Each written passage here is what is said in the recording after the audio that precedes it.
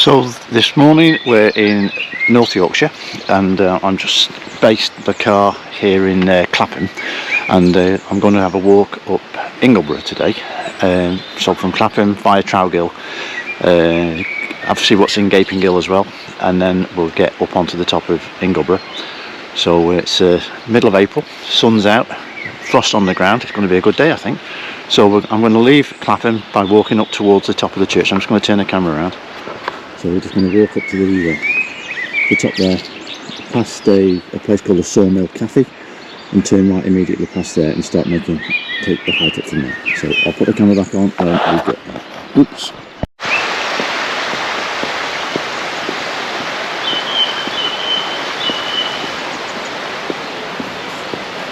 So this is the church I mentioned. We're just going to start making our way up the bank here. You can see that at the top there's the entrance to the trail, which you can use. I mean, there's normally a little feet which helps maintain the track, but I'm actually just going to bypass that, not because I'm tight, although some would say I am. I'm going to actually follow the track that's shown on the OS map. So I'm just going to bear left here and go past the newly opened Sawmill Cafe, but it's worthwhile just having a look at this waterfall as well. Quite pretty.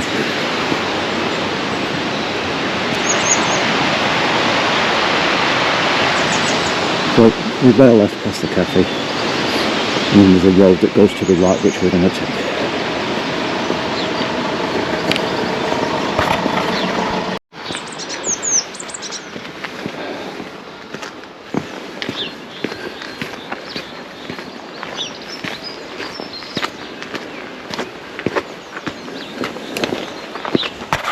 Lane that left Clapham, and we're getting well into the dale now. And you'll see just up ahead there's a farm, and what we do, we go straight through that farmyard between the house and the barn that you can see, and then we turn quite a steep right and drop down to the stream which is in this valley down here, which picks up the path. It is the one that goes on the the pay-per-view or pay-per-walk trail from Clapham village. I like it this way because you're out in the countryside and a bit away from people, more so than taking the trail. Not necessarily at this time of day because it's still quite early, but nevertheless you see a bit more of the dale picking up this way. I've just closed this gate before I started filming because there's some new lambs in the field, and you can see there's a nice finger post here up against this lump of limestone telling us that we're heading towards Ingleborough Cave. So basically what we're going to do now is just go over this brow, drop down into the valley. And worthwhile making a note of this gate if we're going back, if you are going to go back the same way. This is the track that came up from the village itself. And I'm just going to leave the camera on. We're heading up, the building in the far distance is the entrance to Ingleborough Cave. I'll put the camera back on when I get there, but I just wanted to point out this pumping station here on the right. See the little door there. Believe it or not, when it's working off the well, it is working actually, you can hear it thumping. I'll just get a bit closer. And so it's the force of the water creating like a anti-gravity feed, and it pushes the water through the pipe and it actually goes up a hill into the top moorland for the cattle. And there's a quick diagram of it which you can hydraulic ram pump to the Ingleborough Cave. I've never actually been inside because I'm not really into caving, but I believe it's very interesting, and you can hire the gear from there. And we'll take the path up over the little bridge. We'll be heading to the next sort of point of interest called Trout Gill. So this little finger post here shows you what we've done and what's to come. So it's almost like 2 kilometres back to Clapham. Trout Gill where we're going next, 7:50. We're going to take you over to Gaping Gill to see what there is in there, and 4.5k to the top of Ingleborough. So still a way to go, but it's a smashing day.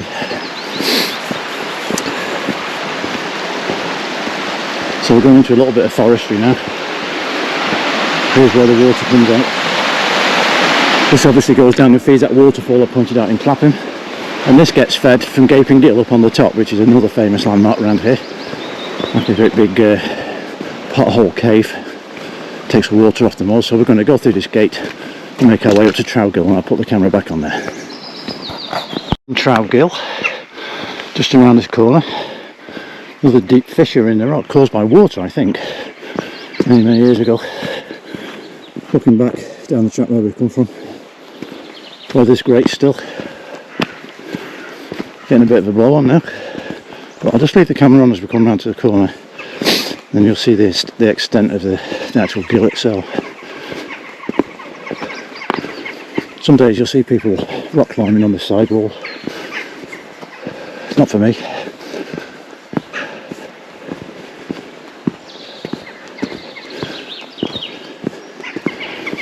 And it's just a case when we get to the bottom of the gill, finding the driest way up. It's not far, but you just have to watch your feet. It can get slippy. Here it comes.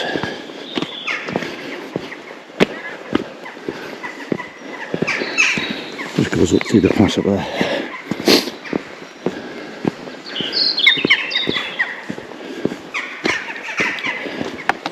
So this is Trout Gill. I'm going to turn the camera off now until I get to the top. Like I say, not very high, but can be a bit tricky, especially when it's wet. So we've got this brick wall here, stone wall, and we're going to follow that now for quite a way. Underfoot conditions are pretty much the same as what you can see here.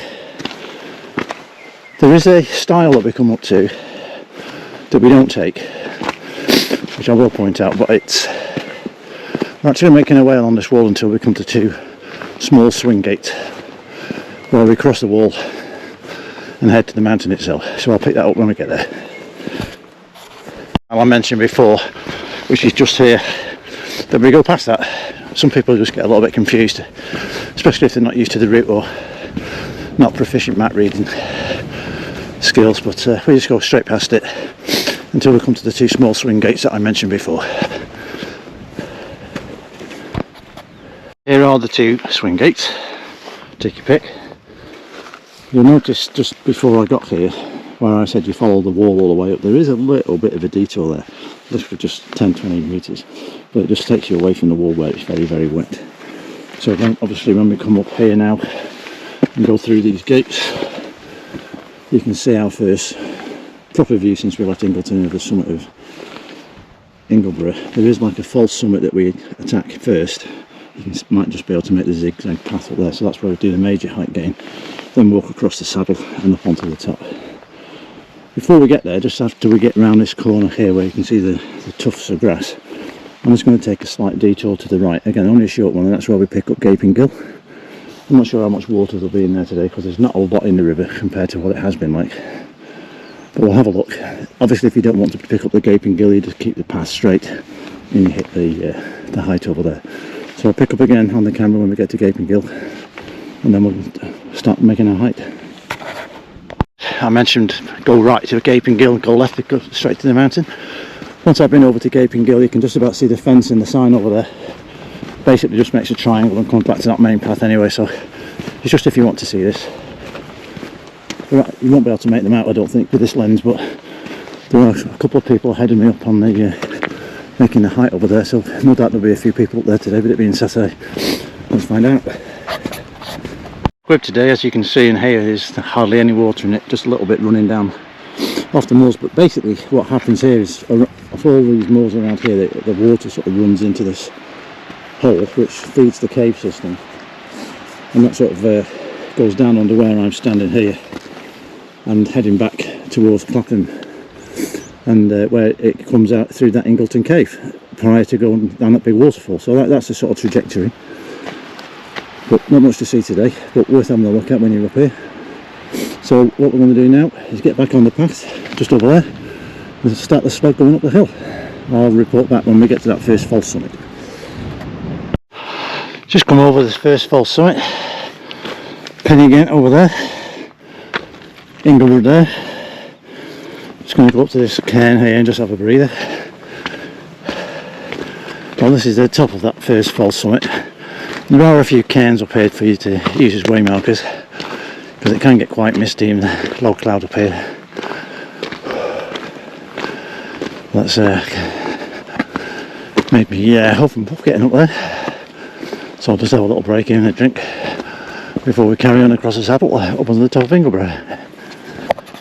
Now, I took it out of me climbing up that last bit. It was quite steep, and brilliant exercise though, brilliant exercise. So I'm just going to turn the camera around, and you can see the path a little bit better now across this saddle, and there's a guy just on where the grass is and some other people a bit higher up, but the path I take sort of skirts around the right hand side of the peak before we get onto the top plateau, and then we cross the plateau to where the cairn and the shelter is.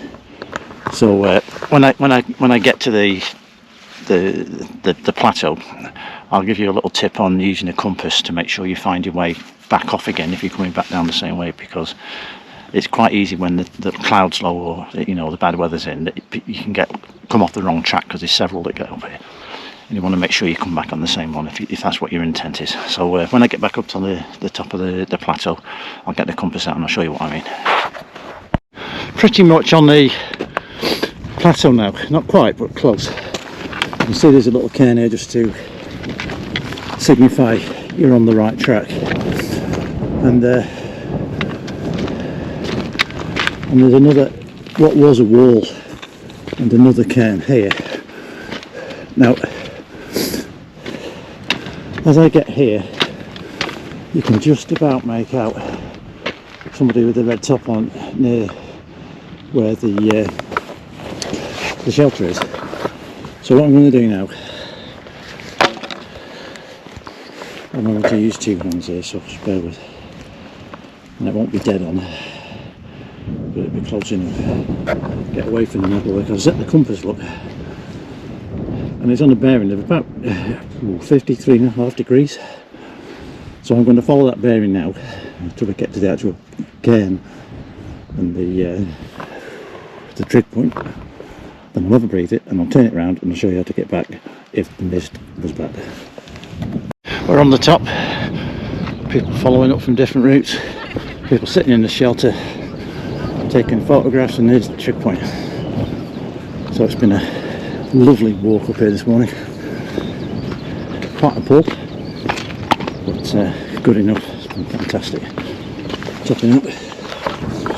So there's the evidence. The hill over there is Whernside, which is part of the Yorkshire Three Peaks. So normally people start off on Pennygent, go down the valley round the back, up onto Whernside, and then back up here onto the top for Ingleborough. See this little cairn here? That takes you back down into Ingleton village itself. But what a view! What a view today! So we've got the Pennines over there, Lake District in the mist up there, Scotland that way, and the rest of the Pennines and the Yorkshire Dales over there. So it's been a good day. I'm going to go down now and have a well-deserved bacon sandwich in the sawmill, which I'll share with you later. I'm sure you'll be fascinated to see. But for now, I'm going to sign off. Another nice walk. If you've enjoyed it, please give me a thumbs up on the video, and if you want to subscribe to get information about more walks I'm doing, I'd really appreciate that. Thanks for now. Forgot to tell you, didn't I, about the compass setting to go back, so I'll just add that in now as this last clip. So basically, when you've got to your destination, and if the weather is bad, all you do is add 180 degrees onto your compass bearing, or deduct it depending on what the number is and how good you are at mental arithmetic and stuff. So the fact the number's low at 54 degrees, I'd just add 180 onto that, which should make 234 thereabouts. And walk that back in that straight line, because as you can see, you can't actually see those cairns because they're just over the brow. So it's just a good way of making sure you're safe, if the weather's bad up here. Okay, that's it.